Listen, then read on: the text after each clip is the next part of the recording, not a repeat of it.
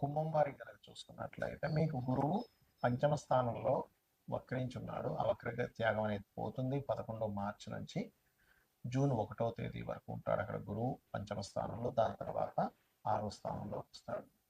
దీనివల్ల కలిగే ఫలితాలు మరియు మీ జన్మజాతకంలో ఏదైనా గ్రహం వక్రించుంటే కలిగే ఫలితాలు, ఏ దేవతారాధన చేయాలి, ఎటువంటి విషయాల పట్ల జాగ్రత్తగా ఉండాలి అనేటువంటి అంశాలు చెప్తుంది అనేటప్పటికీ చెప్పిస్తుంది సాక్షాత్ లలిత అమ్మవారిగా భావిస్తూ. ప్రధానంగా ఇక్కడ ఒకటే గుర్తుపెట్టుకోండి, ఎప్పుడైతే రాహు రాశిలో ఉన్నాడో, రాహు రాశిలో ఉన్నందుకు, గురువు పంచమంలో ఉన్నందుకు రాహు యొక్క ఎఫెక్ట్ను గురువు తగ్గిస్తాడు. అంటే చూడండి, రాహు రాశిలో ఉన్నప్పుడు ఏంటి, ఏదో అనేజినెస్, ఏదో అయిపోతున్నట్టు అనిపించడం, కొంత స్ట్రెస్ అవ్వడం, ఇట్లాంటివి జరుగుతూ ఉంటాయి.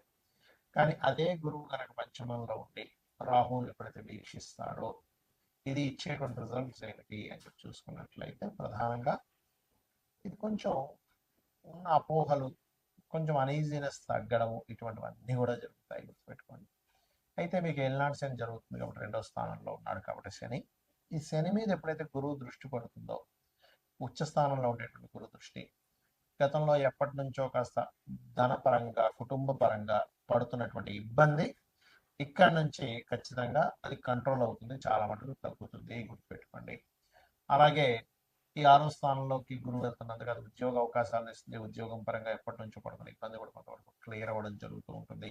కాకపోతే లగ్నంలో రాహు, సప్తమంలో కేతు ఉన్నందుకు కాస్త ఈ పార్ట్నర్షిప్స్ విషయంలోని, లేదా ఏదైనా ఒక వివాహ సంబంధాలు కుదుర్చుకునేటువంటి అంశాలలోని కాస్త జాగ్రత్తగా ఉండాలి. వివాహం ఒకటే కాదు, పార్ట్నర్షిప్స్ కొంతమందితో చూడండి, మనం ఏదో హడావిడిగా ఏదో డబ్బులు పెడుతున్నా సరే పార్ట్నర్షిప్ అంటాం.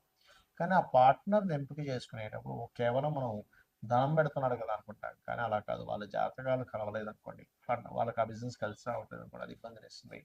కాబట్టి పార్ట్నర్షిప్స్ చేసేటప్పుడు చాలా జాగ్రత్తగా ఉండాలి. వీలైనంత మటుకు నవంబర్ వరకు పార్ట్నర్షిప్స్ జోలికి పోకపోవడమే మంచిది.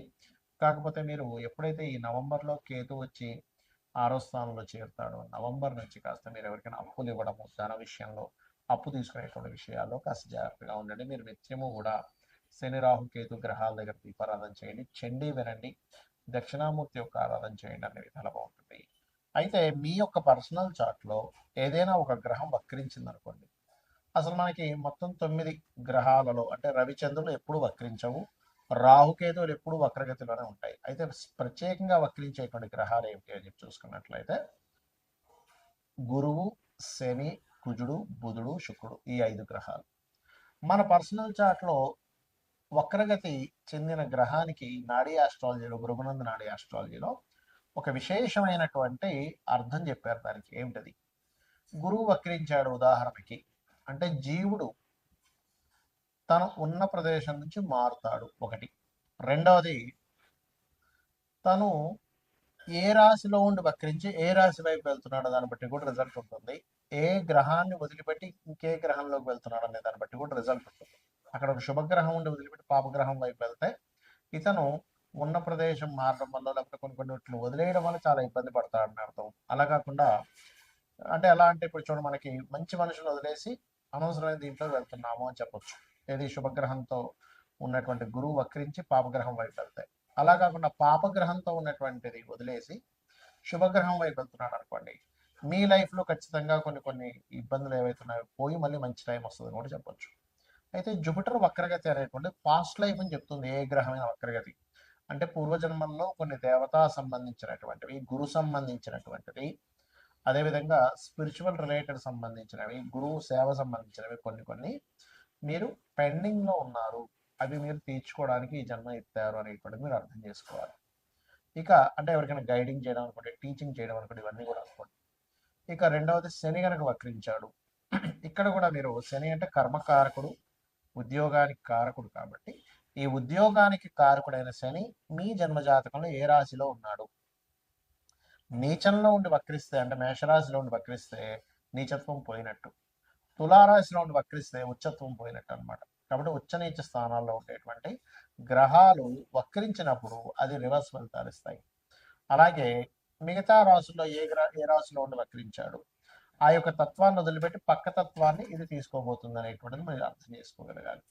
అలాగే ఇక్కడ ఏంటంటే ఎప్పుడైనా శని భగవానుడు వక్రించాడు అంటే పూర్వజన్మల్లో మనము చేయవలసినంత జాబ్ అనుకోండి, మనకి మనం ఎక్కడో ఆ, మనకు ఒక జాబ్ ఇస్తే ఆ జాబ్ని సరిగ్గా చేయకపోవడం వల్ల మన కర్మలు కొన్నిటిని వదిలేసాము, పూర్తి చేయలేదు.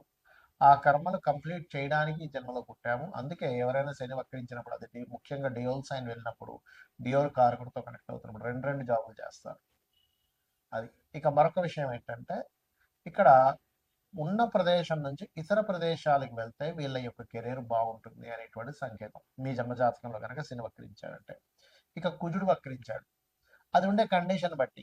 అంటే ఇప్పుడు కుజుడు కనుక వక్రించి మంచి స్థానం వైపు వెళ్తూ ఉంటే భూముల వల్ల కలిసి రావడము, కుజుడు కనుక వక్రించి ఏ కేతు గ్రహంతో లేకపోతే కొన్ని పాపగ్రహాలతో కలిస్తే భూముల వల్ల ఇబ్బంది రావడము, అదేవిధంగా అన్నదమ్ముల వల్ల ఇబ్బంది రావడము, మనిషి యొక్క మనకి వెన్నుముక్క అంటారు, వెన్నుముక్కకు సంబంధించిన బ్లడ్ సంబంధించిన జీవిత భాగస్వామిలో ముఖ్యంగా స్త్రీలకి భర్త సంబంధించినటువంటి విషయాల్లో ఉంటూ ఉంటుంది. అదేవిధంగా మరొక విషయం ఏంటంటే పరాక్రమ కారకుడు కాబట్టి ఏ స్థానంలో ఉండి వక్రించాడు అని చూడాలి.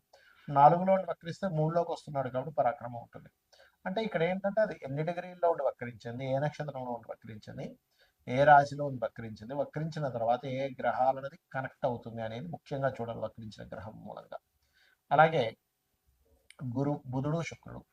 బుధుడు వక్రించాలంటే దాని అర్థం ఏమిటంటే నాలెడ్జ్ షేర్ చేయడానికి పుట్టావు నువ్వు.